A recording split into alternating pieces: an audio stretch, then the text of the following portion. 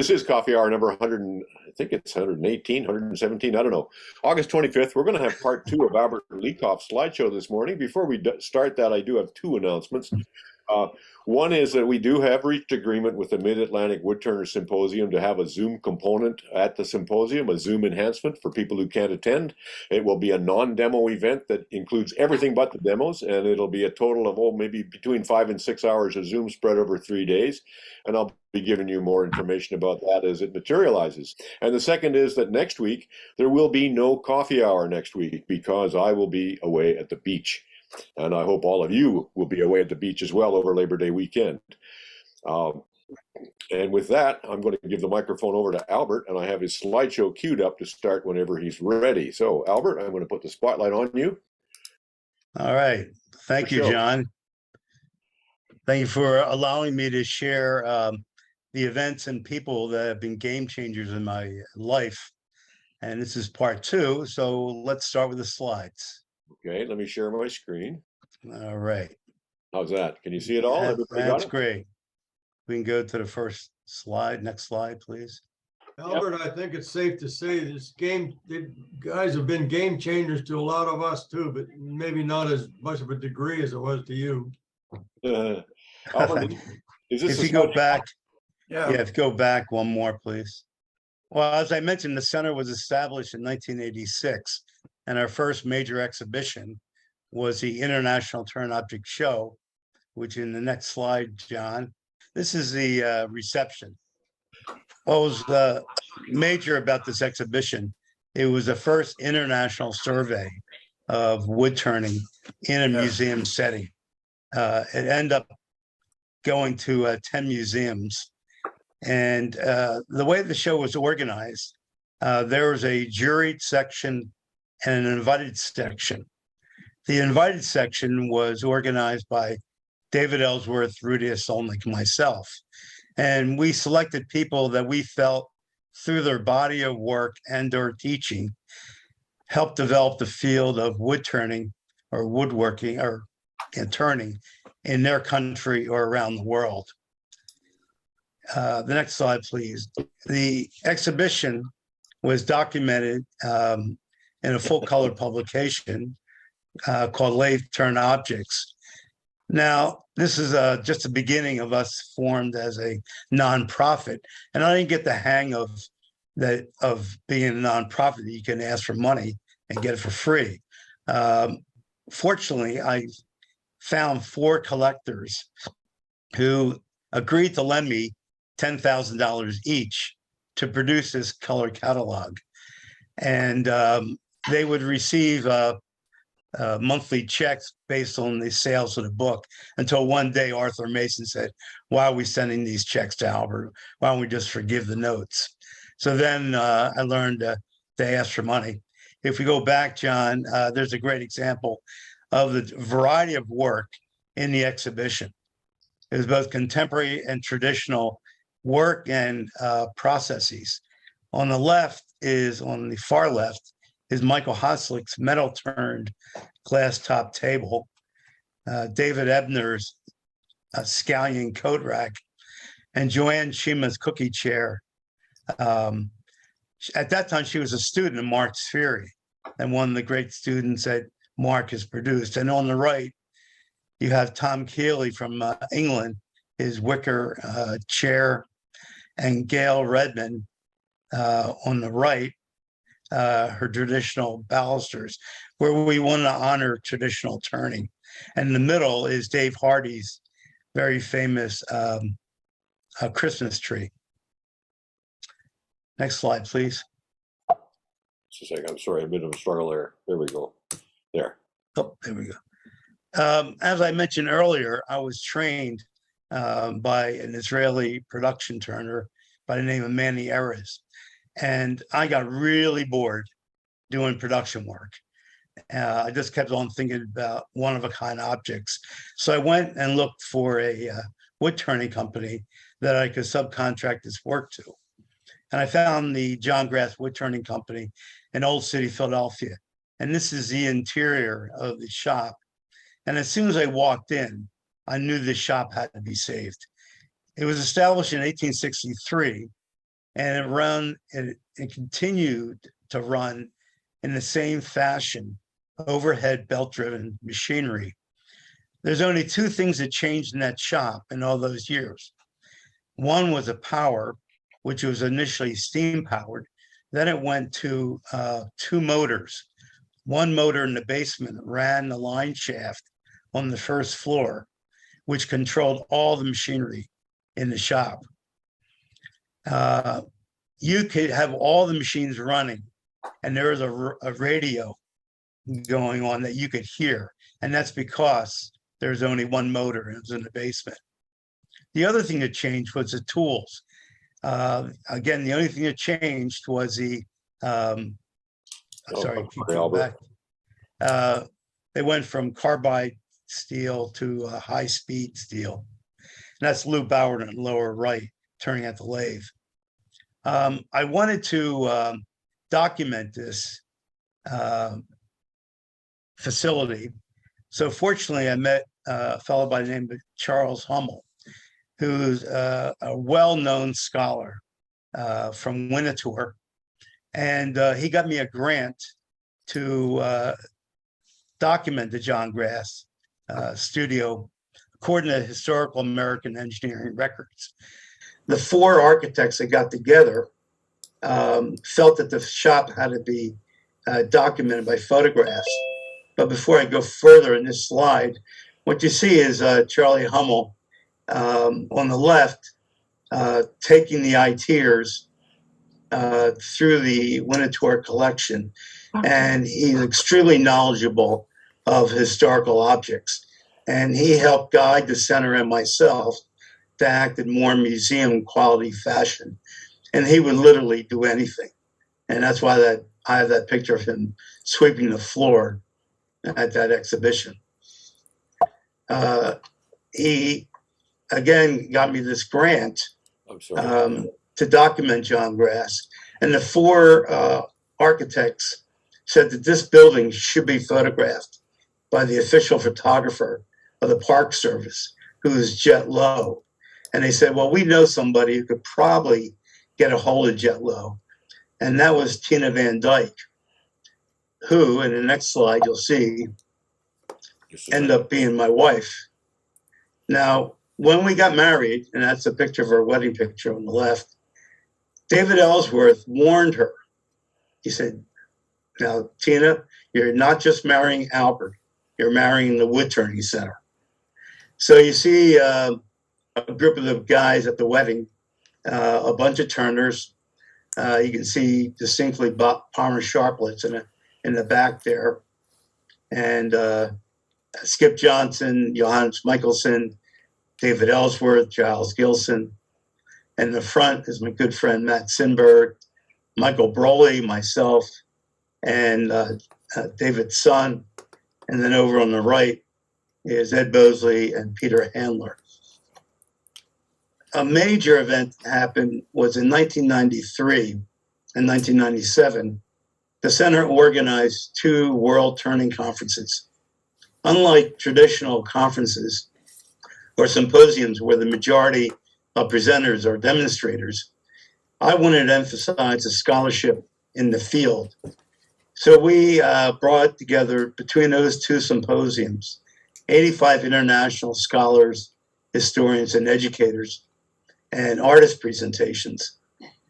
And the first one was at the Hagley Museum and Library, and the second one was at Winterthur. And these are all documented in these publications.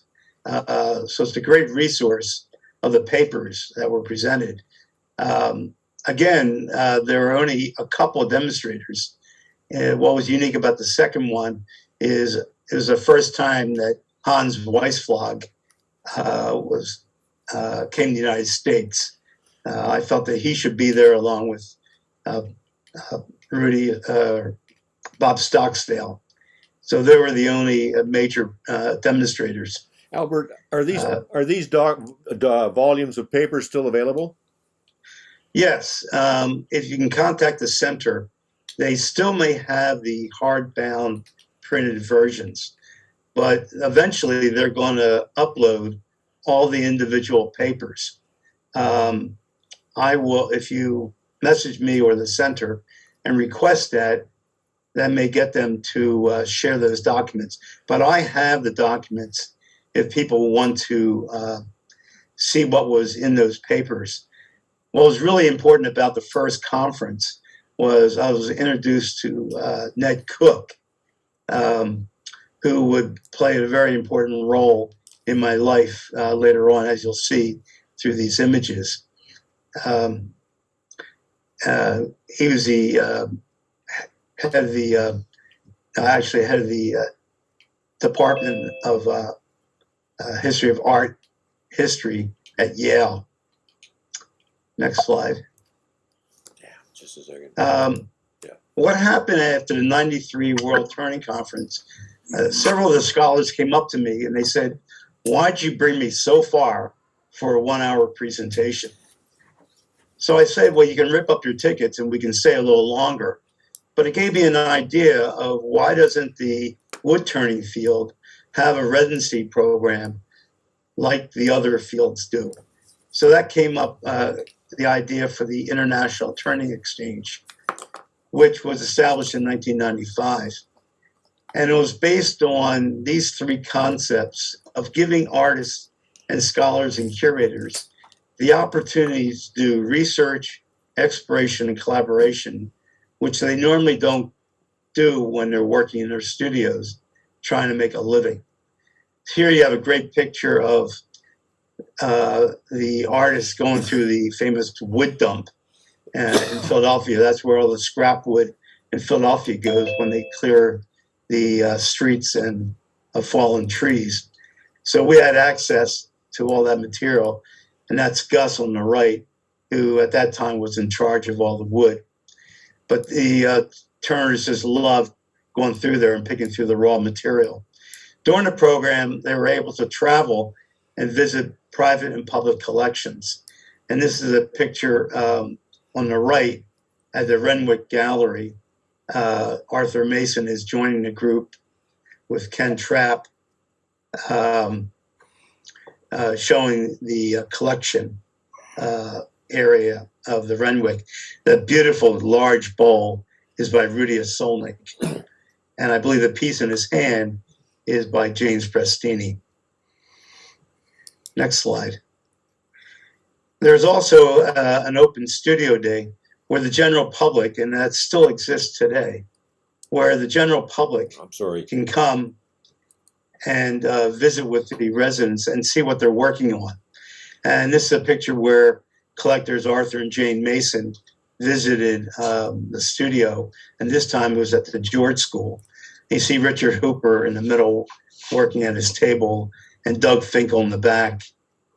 On the right, it was a tradition that at the end of the program, we would gather everybody's work on one table or two tables and do a friendly critique of what happened during the program.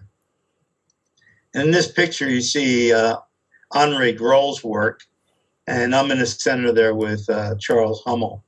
And it was during this time that between the group, we decided which piece best represented their IT experience. You've muted, Albert. You muted yourself. No, I was the guilty person. Oh, Albert, you have to unmute. Sorry, John. He's still unmuted. He's still muted. There he is. You're back. Back on? You're back Great. on. I'm sorry about that. We're having a cascade of technical trivia here today. Okay. So we'll move on to the next slide, please. The first ITE photojournalist was actually Judd Randall in the bottom left here, and he called himself a scribe. Now, at the beginning, we wanted to invite artists, scholars, and photojournalists. Again, Judd was the first scribe. The next person who applied in the next image was Ned Cook. And he wrote and he said, look, Albert, I can only stay for 2 weeks, but this is a great opportunity for a scholar to experience artists when they're working. We're so used to dealing with objects by makers that are dead.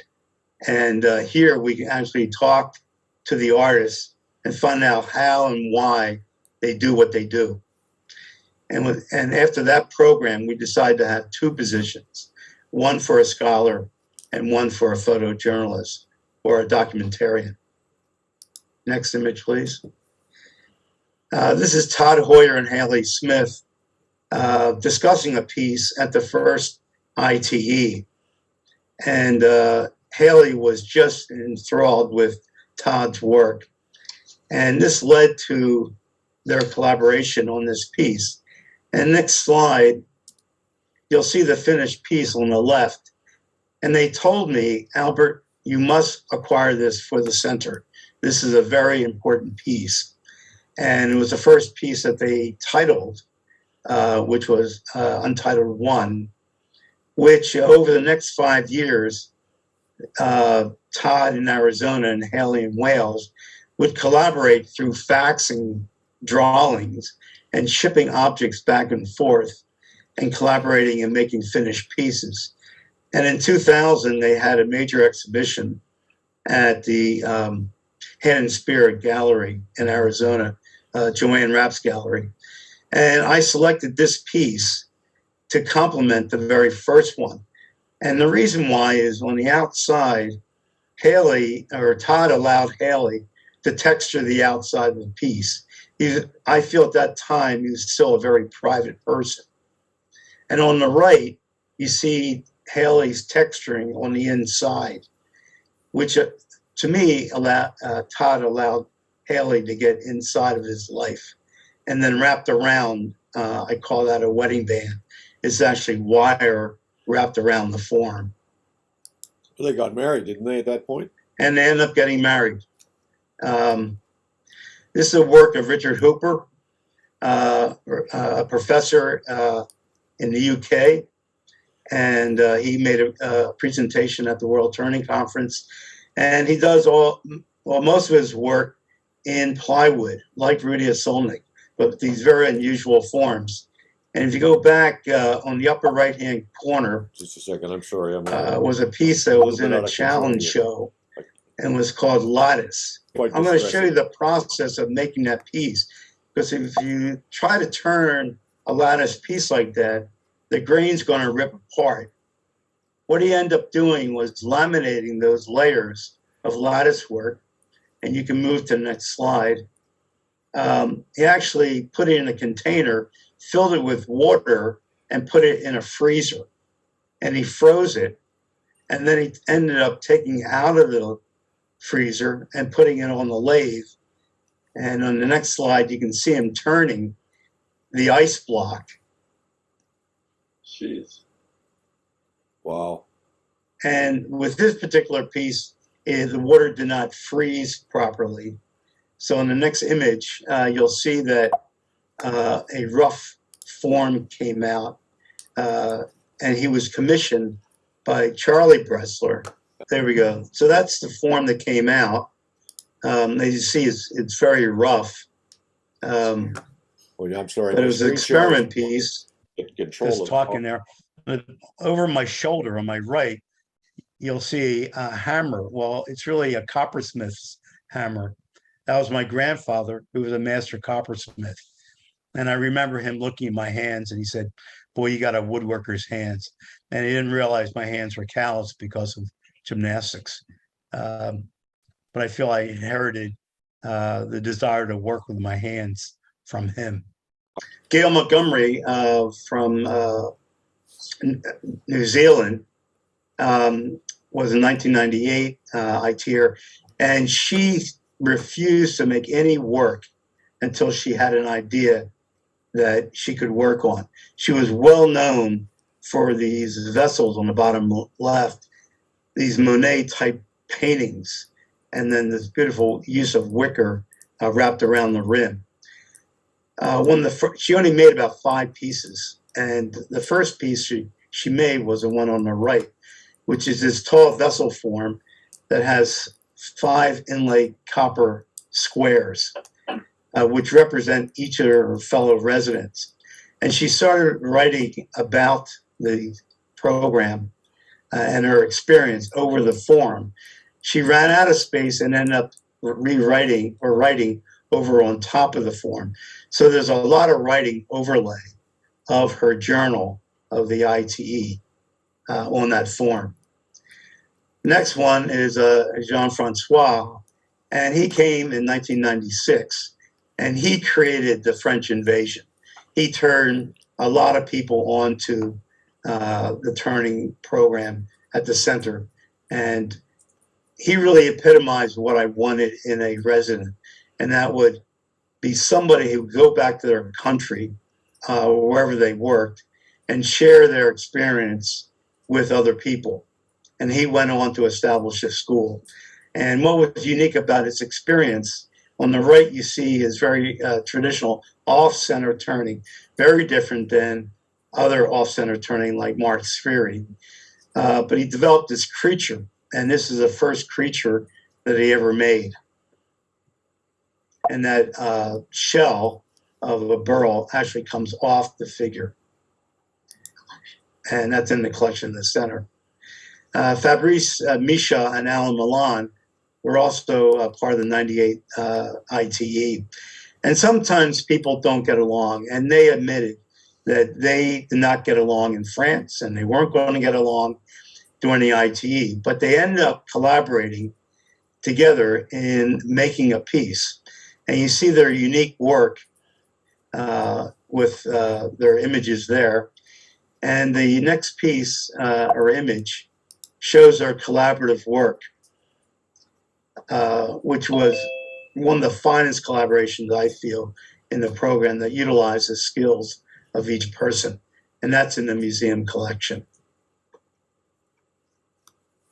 Henri Gros, also from France, was well known and is well known for these really pure silhouetted forms on the left, which are actually containers. And in each one of those spheres, it opens up to be a box. The program really drastically changed his approach to those fins, where he ended up carving the fins. And this is why it's really good to follow the ITers after they experience the program. And on the right, this is a post-ITE piece. And you can see now that the fins have really exploded into carved leaf forms in a very sculptural form. And these were well received by the American collectors.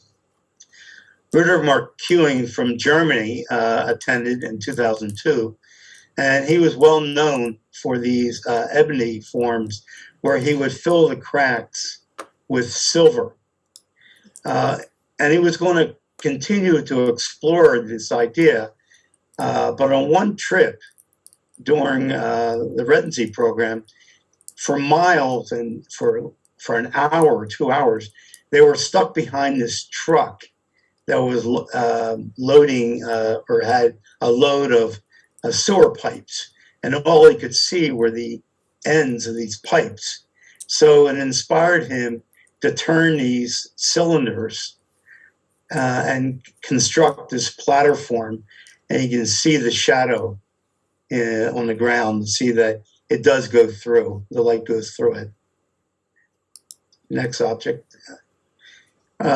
Here's a great example of an IT photojournalist who, through the program, documented it through photographs. And I always encourage the residents to really experience the program. Don't worry about making objects. If you come up with a good pile of shavings, I'll be happy. So he ended up making a piece in response to that. And this is a bowl that he turned. First time he ever turned something, with shavings from somebody else, and his shavings, which were discarded film canisters. And that's in my personal collection. The next image shows Winnie's installation of her documentation, which was a unique film which filmed each of the residents carving or turning their work. And you saw them doing their work, and you hear the sound of them working. And then on the floor is a pile of the shavings mixed up of all their shavings. And on the wall, there are portraits of each of the artists' hands working with the wood. And that's in the Center's collection. Derek Weidman, who was a student of Mark Spheri and one of the best students ever came out of the program. Up until this point of in 2010, he was exploring heads. It was in this program that he decided to explore animal forms. And as you well know, that is the main focus of his work. And this piece is the first piece he ever did of an animal form and adding color.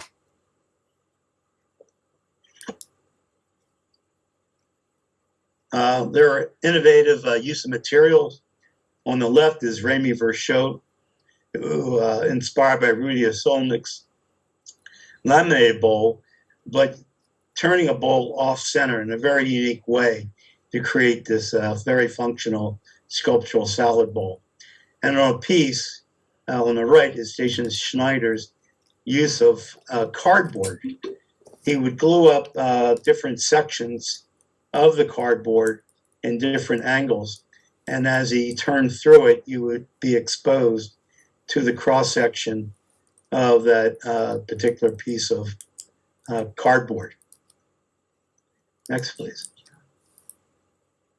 During the trips that the ITers made, Mark Gardner and Mark Ricord went to the University of Pennsylvania Archaeology Museum. And Mark was making these shields, and Mark Gardner was, and Mark Ricord added his influence by painting these tribal influences of patterns. On the right, Zena Berlew, who is well known for her chip carving on willow wood, where she's not distracted by the grain pattern, she would turn her chip carving patterns. But during the residency program, she got to work with exotic materials that were exotic to her, in this case, walnut.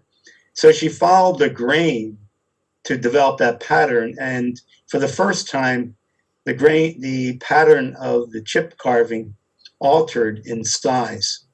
And that was our first off-center turning of a bowl on the square form and applying that chip carving to the grain line. Next, please. Innovative uses of the lathe. This is Jerome Blanc from Switzerland, where he turned a cylinder, placed it on the lathe, and wrapped paper around the form. And then as it was rotating, he would take a paintbrush and apply painting to the object, totally controlled by the rotation of the lathe. And on the right is a good example where he applied an air hose to the piece where it spread the paint out, so it splattered across the surface. Again, following his career after the ITE, he took this concept to his turnings and he applied them to these 4 vessels. And I remember seeing them, and Tina and I just loved them. And we asked him to send them to us so we could decide which one we'd like to buy, and the others would sell in the museum store if he wanted. Well, we couldn't decide, and we ended up buying all 4 of them, and they're in our collection. Daniel Hoffman was unique in the program where he was not a turner, but we felt that he had potential in utilizing woodworking and wood turning in his work. He was very skilled in ceramic and videography. And when he came to the program, he didn't know what to do first. So he said, well, why don't I work with the shavings that are on the floor? So this is the first application of the shavings on this form that, again, was his first carving, a ram's head and with the horns and the feet. And then he applied the shavings onto a canvas and wrapped it around the form to be the sheepskin, and that's in our collection. And that's a full-size ram. Let me just stop In you. 19 Albert, I'm going to just stop you here. I'm going to bring up a bit of a smaller gallery view here that I can see anyway. I want to just notice what's going on here. You use that turning exchange every summer to pollinate the world with new ideas and swap ideas everywhere. Is that really what, were you consciously trying to do that, or does that just happen? Absolutely.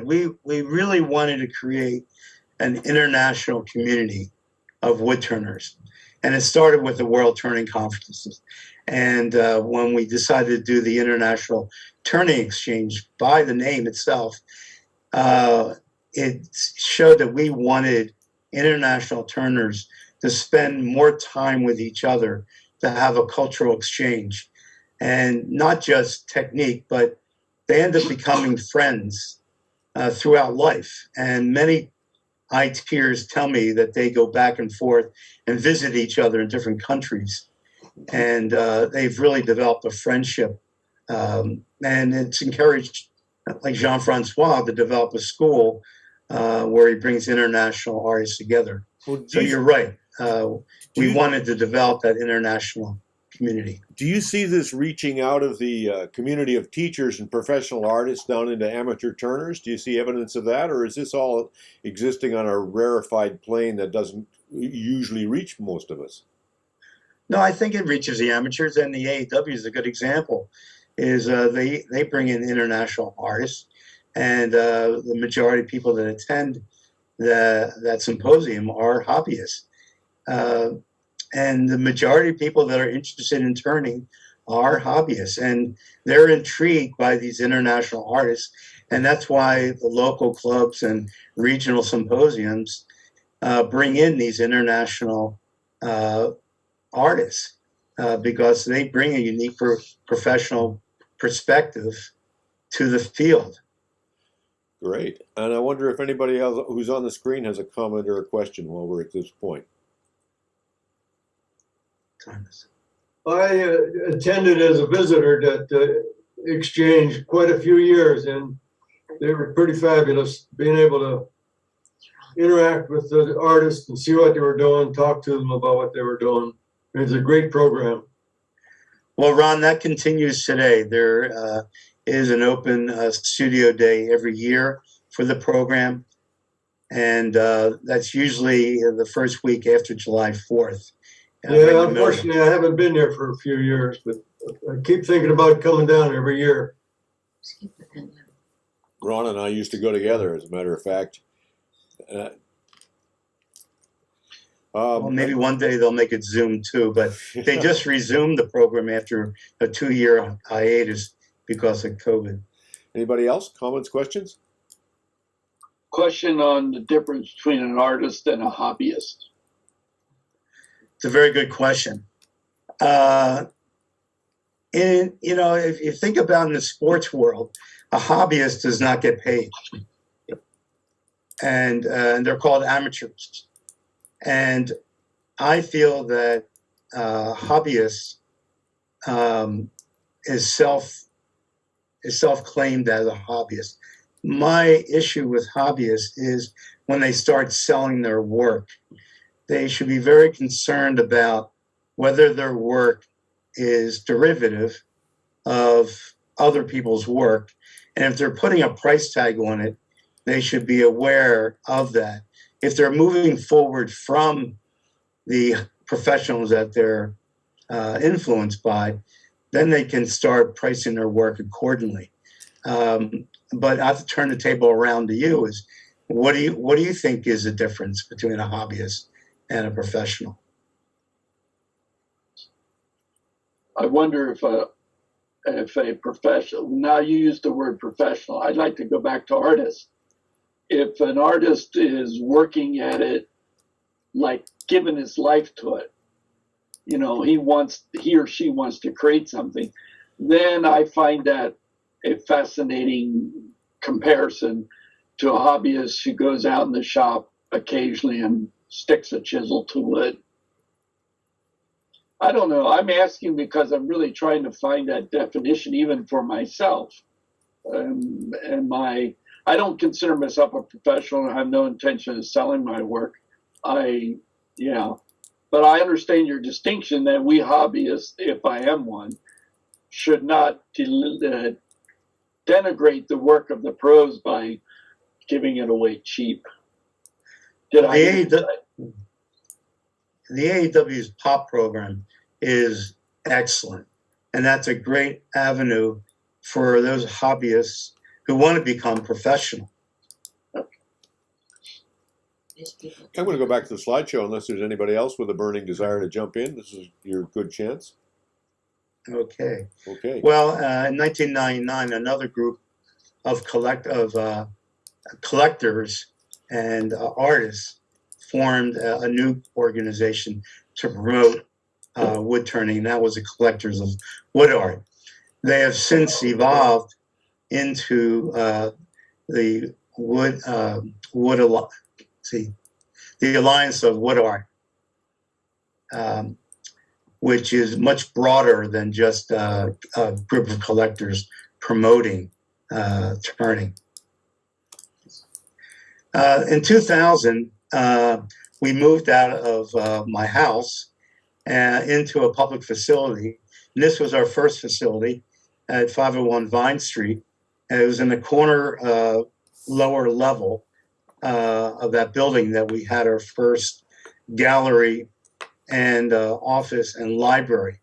And this gave us the opportunity for the first time to stage our own exhibitions and not wait for a museum to open up to have an exhibition.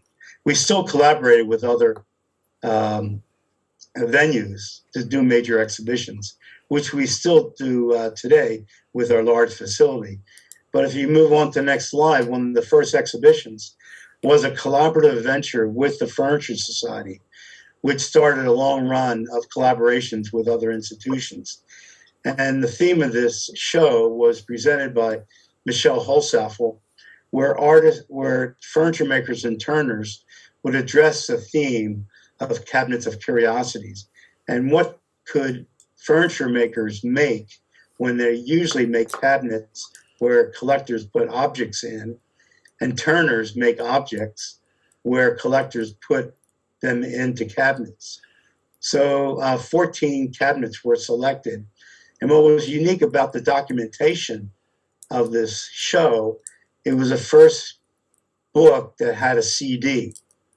And the CD shows each cabinet in operation. The next major exhibition that we did was in 2001. And that was Woodturning North America since 1930. And the reason I wanted to do this is I felt that the field needed a scholarly analysis, and which would add credibility to the field. So I was fortunate through Ned Cook and Charles Hummel to be introduced to Pat Kane at Yale to jointly stage this exhibition. And on the right, you see the installation at the Renwick. And this went to 3 major venues. It opened at the Minneapolis Institute of Art, the Renwick Smithsonian, and then the Yale. If you go to the next slide. Again, what I really appreciated in collaborating with scholars is Ned Cook was responsible in identifying what was going on in the turning field from 1930 to 1975. Now, some people ask, why did we start in 1930? And the reason is in 1930, James Prestini had a solo exhibition at the Met, organized by Edgar Kaufman. And that was the first museum exhibition of a solo turner. So we decided to start in that year. What Ned identified were, we think about the 5 great turners in the field. There are other people working in the field that were important. And it was very common that people on the West Coast and on the East Coast didn't know about each other. And the top two images, the one on the left, is work by Jerry Glazer, who some people may know as a tool maker. He was the one who made tools for Bob Stocksdale. But what's unique about this piece is that it has outside texture and carved feet. So very early in the game, and this must have been in the 50s, that he was addressing the foot of the vessels and adding texture. On the right is Robert Trout, who was an instructor at an early symposium at George School, was very famous for this textured pattern on the outside. Now, to acknowledge the hobbyist movement on the left and right are two hobbyists, and they were hobbyists in the truest sense of the word, that all their work that they made, they never sold. They kept it in a private collection. The bottom left is Thomas Nicosia, who I felt was very innovative in the way that he used wood, not for the grain, but for creating patterns. And he taught at one of our symposiums, and he told people that those pieces would never fall apart. And people didn't believe him. And he said that the sections were joined together with tongue and groove joints. And after the symposium, he turned me a sample, which is in the collection, that comes apart, that each, like that rim comes off and it's attached to the rest with a tongue and groove joint. On the right is Howard Whipple, who does Targenet work on the top of the pieces. And all that work is in the possession of his grandson. None of it has been sold. The Nicosia collection was eventually put up in auction, so that's been dispersed. In the center, I'd like to acknowledge Joyce Anderson, who was an early woman woodturner in our field, but most noted was she was overshadowed by her work with her husband, Edgar Anderson, and she would do all the turning. And this was a typical object that they made, these stools, where she turned the legs and the top. They were at Peters Valley for many, many years. Yes, they were early teachers at Peters Valley in New Jersey. In 2011, the center moved to the heart of Old City, and several major things happened. Besides getting this fabulous space, we changed our name from the Center for the Woodturning Center to the Center for Art in Wood to represent the broader field that the Turners were moving into and that we wanted to represent. In this building, this is the first exhibition that we had, and it was a selection from our collection. And we invited a scholar, Gerard Brown, who knew nothing about turning. But when he went through the collection, not knowing who made what, he said the objects were speaking to each other in groups. So he decided to break the show into groups that reflected technique or form. And that's how we defined the show. We have a fabulous collection area in the mezzanine, and these are collection cabinets. And thanks to people like Ron Sheehan, who he and his friends made all the drawers for these cabinets, which were designed by Jack Larimore and made by the Carpenters Union. They donated the outfitting of the building and making the 4 movable walls in the gallery and the 26 display cabinets that you see here in the collection. The research library, the Bressler Research Library, and the Earl Powell Artist Research Files contain over 25,000 documents that started when I was collecting correspondence with artists and galleries about exhibitions. And so in the hard files, you have that original correspondence and the way people originally corresponded with mailings and slides. Today, everything's digital. But these original resources are important for people that want to see firsthand what people said and how they communicated. And the library continues to grow. The archives continue to grow archivally. And all the objects are accessible on the center's website. The center has produced a lot of publications over the years, which I totally believe in, that the publications live beyond the exhibitions. What is left is what is in printed material. And if you move to the next slide, probably for the 25th anniversary, we wanted to do a book. And our designer, Dan Saw, who's extremely innovative, felt that the center should have a portfolio, like an artist portfolio. So the first book that we created was his portfolio, which once you open it up, you have several sections. All the essays are in their individual pamphlets. It's covered by this piece of real wood veneer. And then you have 50-some plates, which show the actual pictures of the pieces that were in the exhibition. And you can rearrange them the way you want. And then with that in the lower right is a book that has every single object in our collection. Now, if you acquire this book, every 5 years, if you retain your membership, you get a free supplement, which the center is working on its second supplement.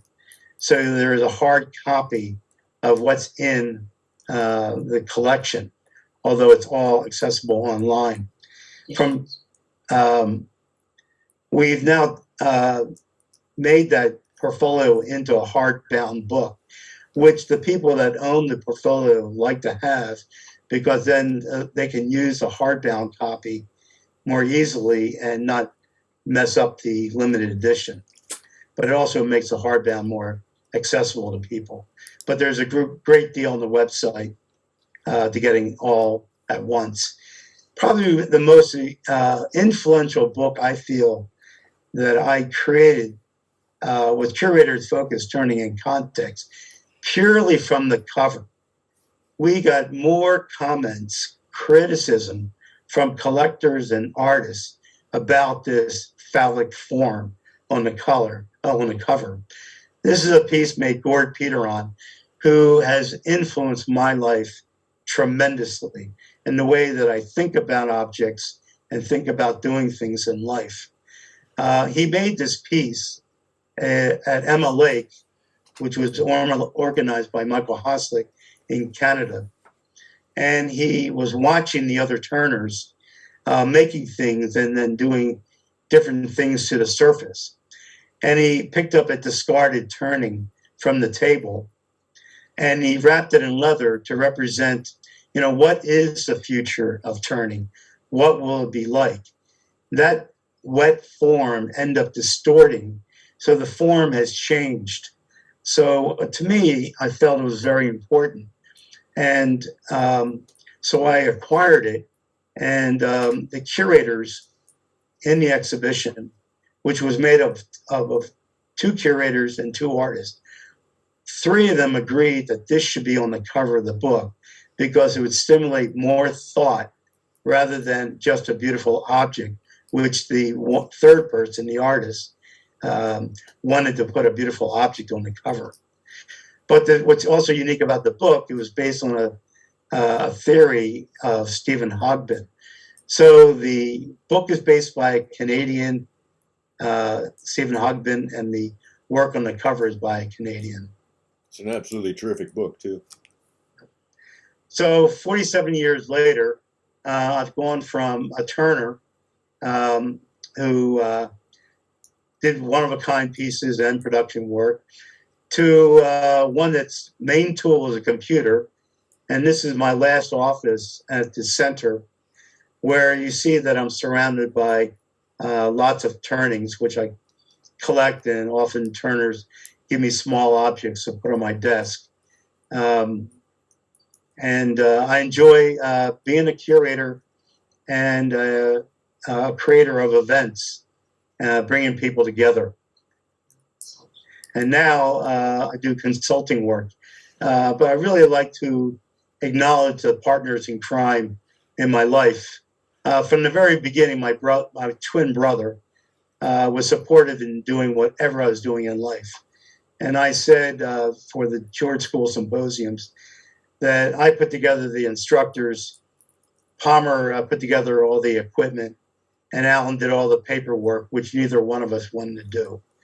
And Tina, of course, on my left, has been the real inspiration and support in doing whatever I do full time. And she's got to live with me that all day long, I think about turning and woodworking, and I wake up thinking about it. So she's got to deal with me and our house full of collections. But fortunately, she loves the field, and she, in her own right, is a great collector of work. And I really want to thank you, John, for initiating the first symposiums. And there you are on the left, turning on the Trutter lathe, and me watching you. And then that's you in the, I think it was 2007? 2013. ITE? 2013. 2013. IT as a photojournalist, but also as the maker. And that's your Pinocchio piece, which is in the center's collection, which I really love. And that piece, maybe you can explain how it works, but it's just ingenious how it works. But I have a video about it that is available that these guys have seen. So, but I can't thank you enough for all that you have done, not just for me, but for the field, in starting as the first editor of Fine Woodworking and doing numerous publications. So I encourage people to come to visit the center. This is a picture of the mural outside of our building, which was represents silhouettes, who represented Ben Volta designed this mural. The silhouettes represent objects in the collection.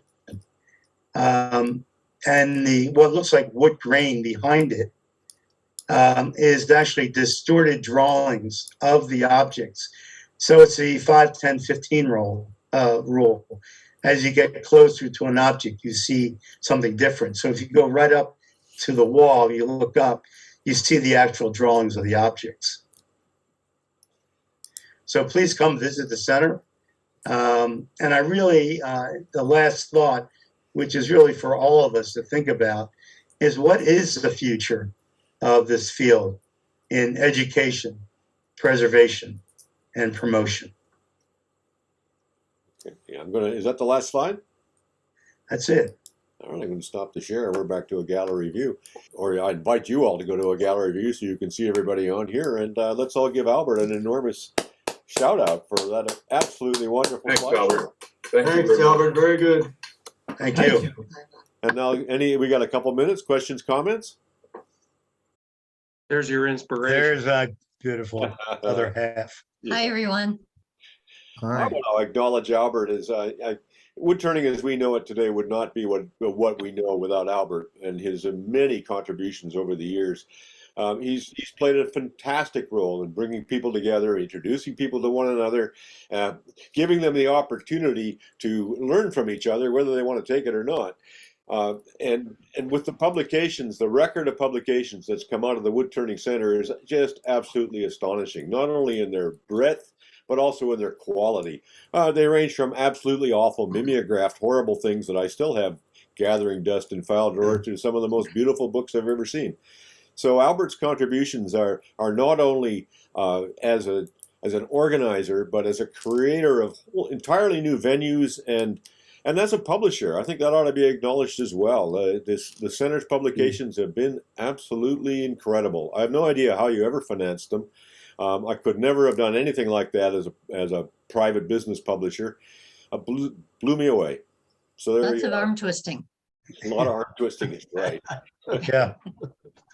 How many of you people have had an association with the center or with the international exchange?